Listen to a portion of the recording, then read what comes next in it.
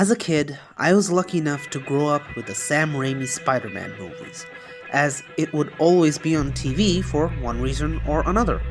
These movies introduced me to superheroes, beings who are strong, fast, and fresh from the fight, in the words of Bonnie Tyler. And then came the enigma that was the Marvel Cinematic Universe, a universe connecting stories of various characters that all culminated into a massive era-defining event.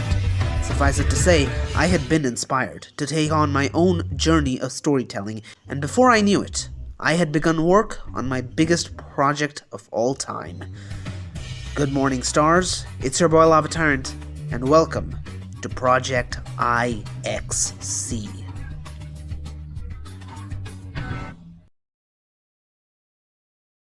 This universe did not come to be immediately.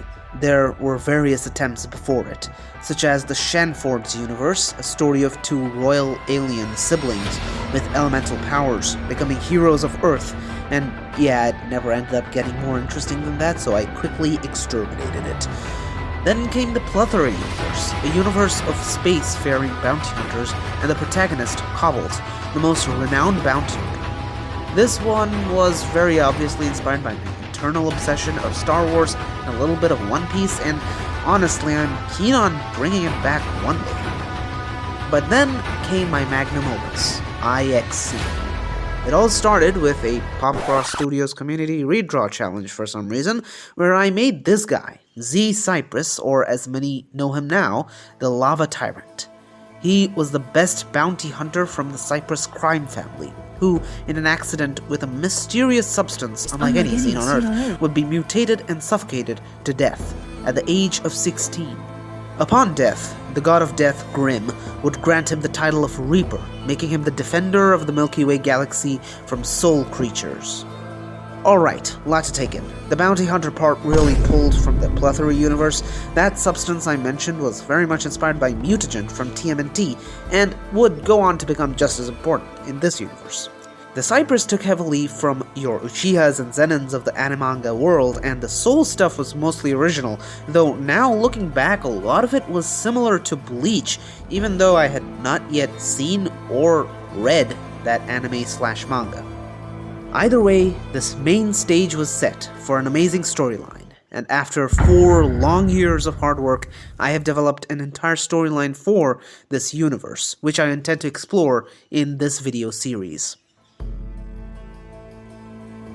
The first thing I needed was a setting, aesthetic, and inspirations. The story is set in a not-too-distant future, one where humans have become spacefaring. However, we don't have futuristic floating cities and hovercrafts. The story is set in the greater Hera galaxy, or as we know it in our universe, the Milky Way galaxy, with various different colonized planets and another alien species. However, we will save all that and the happenings of a neighboring galaxy for a future video. Aesthetically, I was heavily inspired by Arcane and Halo, and even a bit of Titanfall and Apex Legends' shared universe, which explored an odd in-between of modern and hyper-futuristic. However, this universe isn't limited to the mortal plane, and goes further into a soul and god territory. So comes the Anomaly, or Ganunga Gap, a space between time-space where souls and gods reside. In the lore, this plane is said to look like the way in which a person looking in perceives it. For example, the god of death, Grimm, as I mentioned before, will look like the Grim Reaper to those who associate death with him. But to someone who perhaps believes in Hades, a visual representation of Hades in their image will be perceived. In reality, they are entirely formless, except the souls who all look like their original selves. However, given this is a graphic novel project, in order to visually represent this realm, I drew from your ethereal, cosmic, heavenly visuals present throughout various media. Of course, I intend to explore it all in more detail in the future.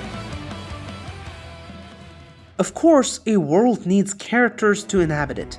We have talked about Z already, but you would be surprised to know that he is not the protagonist. That title goes to one Eliza Brooke, who is very important to the world as she's the only human Lucidity. We will get to that in a moment. As mentioned, there are gods known as the New Gods, comprising of Grimm, Ambrose, the god of light, Thruma, the god of thunder, and many more. And there are the old gods or titans, of whom only Morgan remains, the original god of light. I intend to make an entire video talking about the characters in detail, so stay tuned. Finally, there is the power system, which is integral to every storyline. Jujutsu Kaisen has cursed energy, Naruto has chakra, One Piece has devil fruits and haki, and my universe has the sleeper power system.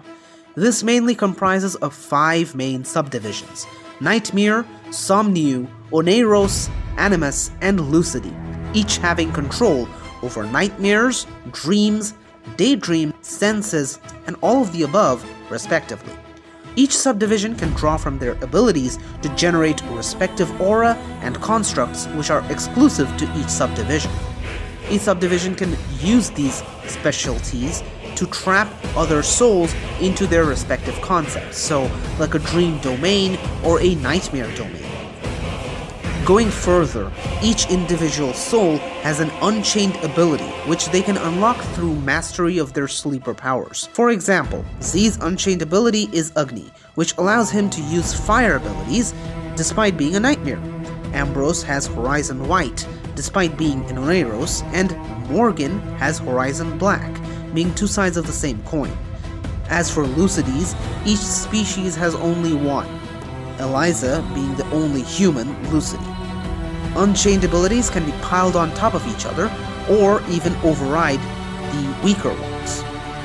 This power system is what sustains the universe, however, it isn't quite the only one. Remember the strange substance I mentioned, unlike any seen on Earth? Well, that substance is Emirium, a substance made from the remains of the Titan Ymir. Its radiation has strange effects on life itself, and is intertwined with the unchained powers of soul. While the sleeper system develops upon becoming a soul, Emirium can quicken the process in one's mortal form by mutating their soul with their unchained powers, which forces their own body to morph accordingly. This is where Acro comes in. Acro, or Anomaly Containment and Research Operative, is an SCP-like organization dedicated to research on anomalies, things or beings, or records of beings that go against the human concepts of physics. They were the ones to discover and do experiments on Emirium, which led to the creation of Project X, a redacted project that gave rise to Bezel, the Lord of Flies, and a major antagonist of the story. The discovery of Emirium affected the Soul Realm as well, as strange creatures dubbed Lucidemons started to show up and wreak havoc, doing the bidding of Morgan. Acro thus becomes a recurring factor in the story, with their actions having everlasting effects on the lives of billions. But you all will have to wait for that. I can't reveal everything in the first video, right? So, that is in fact going to be it for this one. In the next, I will go into much more detail about the world building of IXC. But you might be curious, when do we get this graphic novel to begin with, and where? Well, at the moment, due to lack of sufficient time and budget, these videos will have to do as your entries into this universe. However, eventually I intend to release this project on webtoon. Until then, hopefully you all enjoyed this video. I enjoyed making it, and with that said, I'll catch you in the next one. Peace.